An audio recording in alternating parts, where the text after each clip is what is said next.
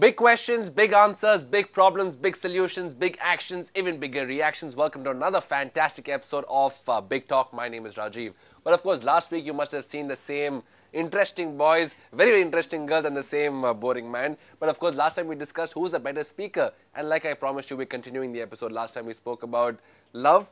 We spoke about education. This time we'll talk about one thing that India has always been known for, that of course is society. So in the same mood of talking about who's the better speaker, the boys or the girls, we'll discuss important issues. Like last time we spoke about so many different things, we'll continue the same thing with the same zest, same fun and same importance. Yeah. India was known for society many, many years back. We said it's a wonderful society, rich society. Nowadays everybody, whether it's you, whether it's me, it's the cameraman, the lightman, we all crib about the society. There is this problem, there's that problem, everyone cribs about it. We'll start off with the boys and tell me what is the problem you have with society? Reservations. Okay. I personally have a problem with reservations. I mean, there's no equality in reservations. SCs, STs. I mean, it's good to give them privileges, but then reserving some seats for them is like hitting us in the back. I mean, there are talented guys out there who really want the seat, and then ultimately, like like what we had spoken last week, briberies and all that stuff. That all comes into the picture.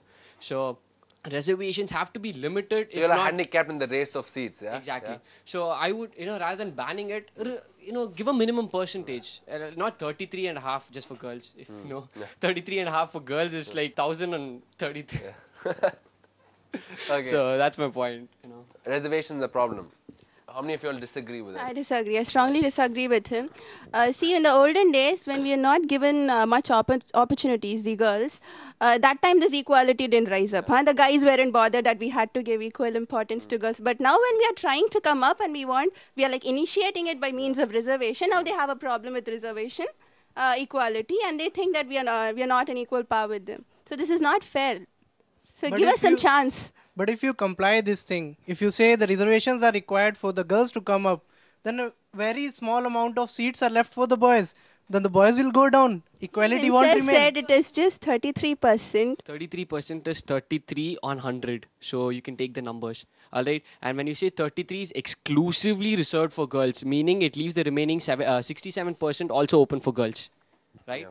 It's not. It's just 33 is reserved for you. We can't touch that. Out of 67, you can be 50% of the 67. You can be 40. You can be 70% 67. So you can pretty much do the math. Yeah. No, I think for this generation, when the girls are coming up, so at this point of time, you come up, Ma. You can come up how much ever you want, but don't put the boys down. Is what they're saying. Correct? No, we are not putting them down. You come up however you want. We are not putting them down. Actually, temporarily we need this 33%. Later on, we may like cancel it out, but just we may cancel. As though you're Pratibha Patel or something. I will cancel. Don't worry. I will decide that. But right now we need 33% because girls are coming up, especially you see this generation. Girls are even trying to get smarter in studies in all this sphere, not only in studies and all. Why they are not coming be equal? Why not? You're talking equality. Why not to be equalize? Equal? To equalize. It's not equal till now. Okay. Till now you can see in the scenario it's not equal. But we have to make it equal. Just for that sake we are making this 33% reservation. So you're for reservations? Yeah, of course. Not for all the reservations. It's only like wherever it's valid. There should be reservations for the handicapped and the poor people. Correct, yeah. But we are not like completely against reservation or not, there should be a reservation. So where there should not be reservation, that there is reservation? There should be reservation for the poor people who are below the poverty line. Where there should not be reservation. Already a reservation is there, but you want to remove that. You think it's unfair? Yeah, the caste system. Like these days even SCs and STs earn properly. Yeah. They are getting good privilege. But because of the reservation, the normal people lack their seats. Correct. I think this SC, ST should not be the criteria. Major criteria should be economical, how background is. If they are earning well, they should not be given this privilege. And if they are under the poverty line, they should be given. So not based on caste or sex or creed, based on your economical income. Very, very nice point. Yeah, very nice. Continuing with her point that she is talking about poverty and all. Poverty, I think it's a very big social issue in India today. Totally. Poverty, and it is related to corruption. When corruption arises, poverty arises. Rich people become richer. Poor people become poorer. Corruption, wherever corruption comes, they try to be rich. Everything to them is money. For every work, small works. If a poor man is going to an office, that fellow will say, go to that fellow, go to HR, go to on the table, a lot of bribing is going on. To pass a law to get something worked for you, to get an order of yours, you always pay a little money extra. For example, if some old guy, he's working in an some office and he has got retired, he is going for pension. For pension also he has to run here and there. and whatever pension he is getting, half of that he is paying as bribe. Correct. So this makes that fellow much poorer. Right. One more. Again, it's again bias and reservations. See, instead of reserving seats for the poor, aid them. Okay, like Give them the tuition cash classes. facilities Okay. and exclude certain fees, and then place them in the college. No one's saying don't place them in the college, but then don't reserve the seats seat for them. yeah. Don't reserve the seats for Give them. them a helping hand, but Give don't them a the helping chair. hand. Exactly. We can see IITians, they get, privilege, like they don't have to pay much. Like we are paying 3 lakhs in a year and all. They don't have to pay like that, okay. What I think, they should be given the loan. They need to pay 3 lakhs like us only, but later when they get well settled in life, they have to repay it to the government. You think they'll come back Because and say, you know what, sir, I what want is money. happening, actually what is happening now, that they'll take all the facilities, they'll they have all practical knowledges. They are not like us IITian people, they are so good at studies and all, and they'll go and settle abroad. So it's a brain drain again. So the same issue So, keeps going yeah. on. One small problem of seriously. reservation goes into all this, Yeah. leads somewhere else. So- Okay. Now besides, you have some point, tell me. Yeah, like as Mandeep said, corruption is everywhere.